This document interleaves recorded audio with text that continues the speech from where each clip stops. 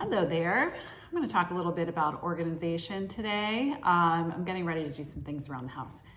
And not today because I'm actually leaving to go to happy hour. But anyway, I'm getting ready to just do some like closet clean out and get things in order. And so I've been like gathering some ideas for some fun baskets and storage. And so it got me thinking that it would be a good time to share this information with you. A couple of things that I really like to do here: boxes, trays, and baskets. Now, sometimes you can go a little crazy with baskets, but they're easy, they're pretty, and it's a great way to store so many things, right? So I have a big basket in my powder room for toilet paper because it's an open sink and it just sits underneath. It's really pretty. But you can also use it to store blankets. You can put magazines in there. You can put toys, dog toys, you name it. You can use baskets for anything. Pantry on the shelves for food. So the list goes on and on. So find yourself some pretty baskets if you need a refresh. Sometimes sold in sets, which is helpful for decor. So take a look at that. We have some ideas to show you. If you need some help, I'll send you some links. And I also love to use boxes. So we use decorative boxes a lot when we style clients' homes, but you can find these high-low, how we like to style in general.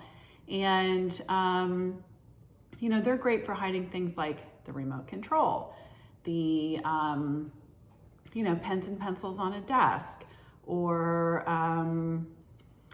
things in the laundry room, like little mail stuff that we have in our, I'm trying to think of all the little boxes I have around the house and what's inside them. So all kinds of little treasures you can keep inside there. Anything small, if you just have like a bunch of little things that you want to put in one spot and put a lid on it, boxes are a great way to go. So we're going to show you some of those pretty ones. And the last is, trays. Sorry, lost my train of thought there for a minute. So decorative trays.